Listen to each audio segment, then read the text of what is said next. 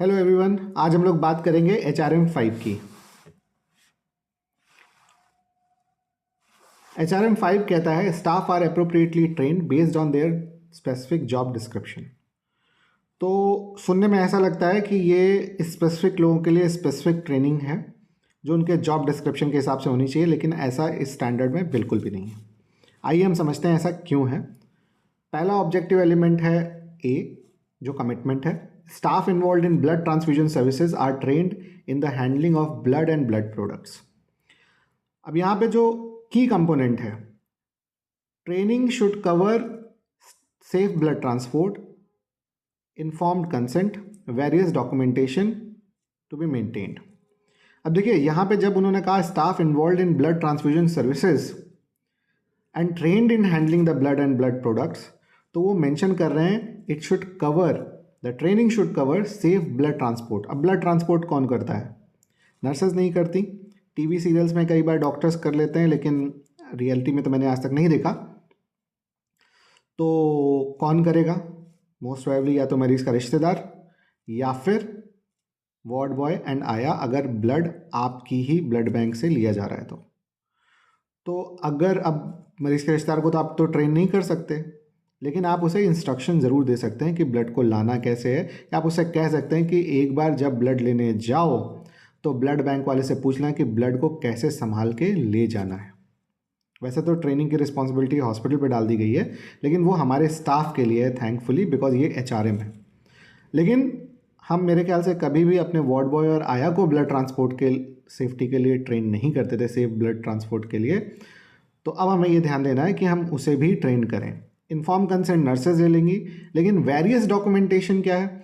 Various documentation में एक चीज़ है blood transfusion monitoring, transfusion reaction reporting, साथ में how to handle blood transfusion post documentation, मतलब पोस्ट रिएक्शन डॉक्यूमेंटेशन, साथ ही साथ ब्लड ट्रांसफ्यूजन ऑर्डर।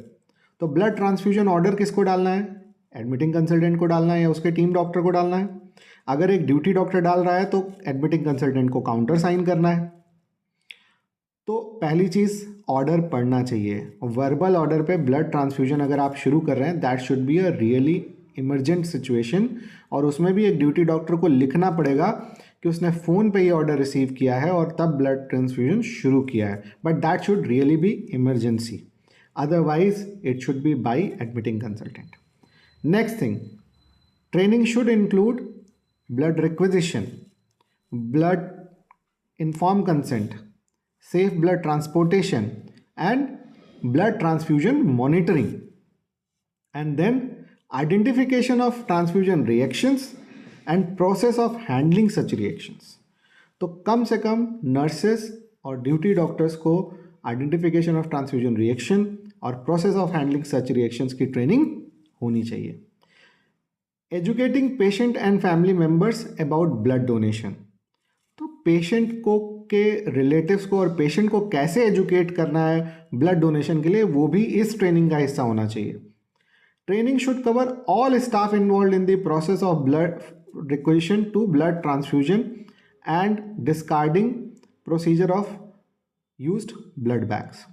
ये लाइन मैंने लिखी है, ये जो ब्लड बैग डिस्कार्डिंग की है, बिकॉज ये बायोमेडिकल वेस्ट मैनेजमेंट का हिस्सा है। तो आपको अपने हाउस कीपिंग स्टाफ को, वार्ड बॉय, आया को भी बताना पड़ेगा कि ब्लड बैग को किस डस्टबिन में डालना है, और इसका भी ट्रेनिंग रिकॉर्ड आपके पास होना चाहिए। Not specific to blood bag, but biomedical waste creating housekeeping staff की हुई हो, वार्ड बॉय की, आया की हुई हो, ये आपके पास एज ए डॉक्यूमेंट्री एविडेंस होना चाहिए।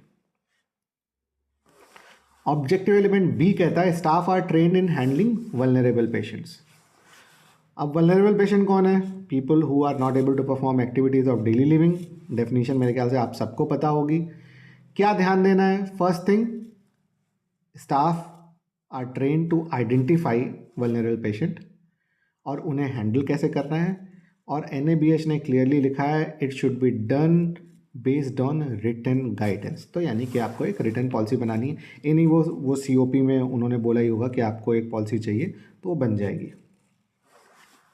ऑब्जेक्टिव एलिमेंट सी कहता है staff are trained in control and restraint techniques. तो रेस्ट्रेंट की ट्रेनिंग होनी चाहिए।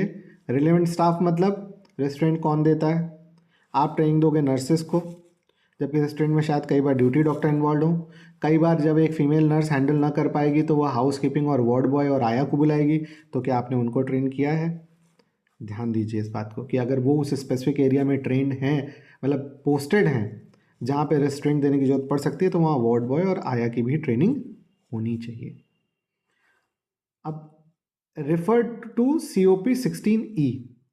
तो इतना एनएबीएच ने लिखा है, उसके आगे मैंने लिख दिया रेफरेंस के लिए कि identification on management of patient requiring restraint, ये COP 16E है। अगला स्टैंडर्ड है, ऑब्जेक्टिव एलिमेंट है D, staff are trained in health care communication techniques. तो इसमें हम सबसे पहले सीधे आते हैं सबसे लास्ट लाइन में, that is refer PRE 8E। क्यों ये रेफर करना है? बिकॉज PRE 8 स्टैंडर्ड जो है, it is about effective communication in situation where enhanced communication is required. तो इस पर्टिकुलर ट्रेनिंग का जो कंटेंट है वो PRE 8 है। उसी हिसाब से ट्रेनिंग प्रोग्राम को डेवलप किया जाना चाहिए, उसी हिसाब से pre and post training evaluation किए जाने चाहिए। उन्होंने यहाँ क्या कहा है कि staff should be train to handle challenging situation as well as good practices in health care communication. Now health care communication can be anything.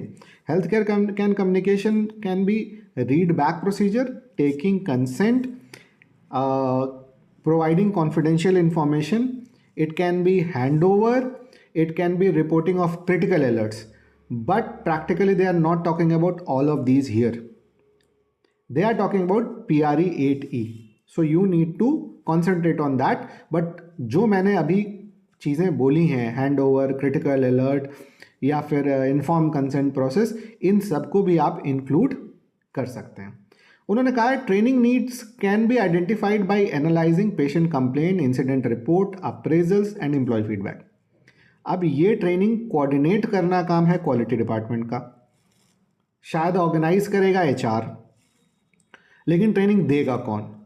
Most probably जिसने इस स्टैंडर्ड को ढंग से पढ़ा हो, जो इसको लेने में कॉन्फिडेंट हो, प्रेफरेबली नर्सिंग इंचार्ज या क्वालिटी में कोई ऐसा व्यक्ति जिसे कुछ क्लिनिकल एक्सपीरियंस हो या जो हॉस्पिटल ऑपरेशंस में इन चीज़ों को देखता हो। बिकॉज जहाँ पे ये training needs can be identified by analysing patient complaint, incident reports, appraisal and employ feedback.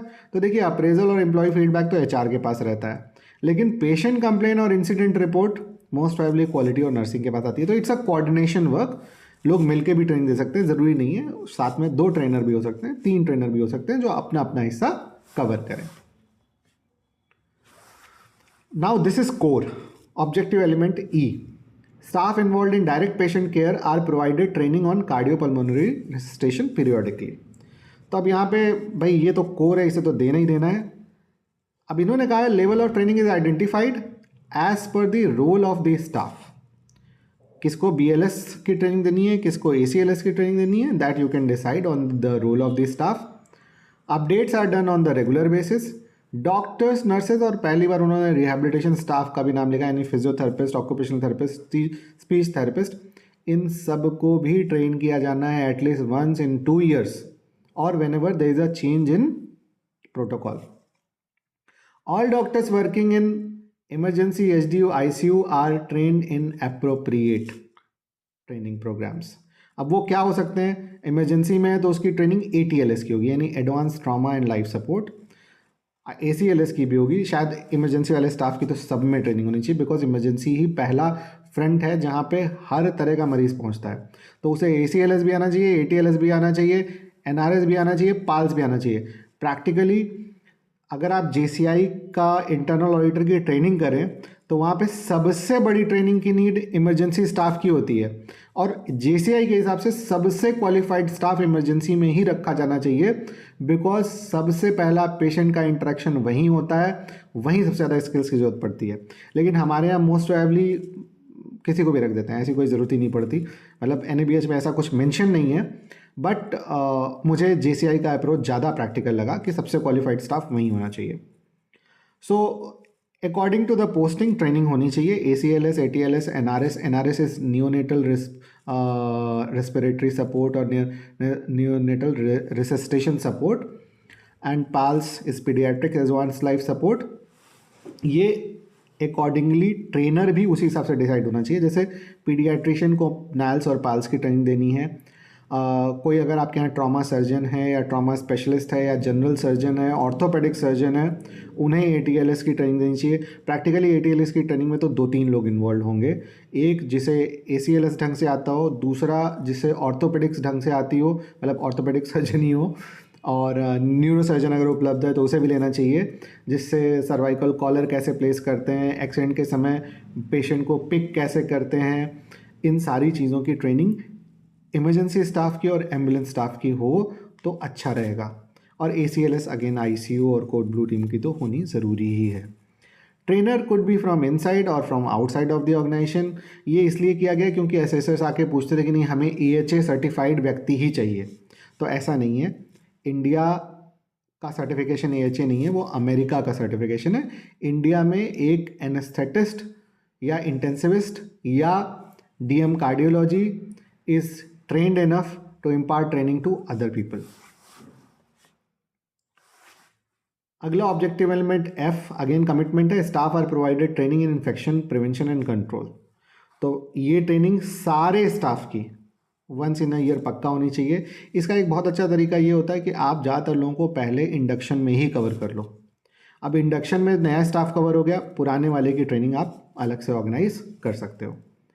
It shall include antimicrobial policy and antimicrobial stewardship for medical professionals, infection control nurses, clinical pharmacists and other support staff. तो भाई इसकी खास तौर से training in लोगों की ज़रूर होनी चाहिए, ऐसा NABH ने मेंशन किया है, तो ये ध्यान देना है आपको। This ends this particular standard. Again same thing, कोई डाउट, कोई कन्फ्यूजन, कोई suggestion, please do mention in the comment. Thank you.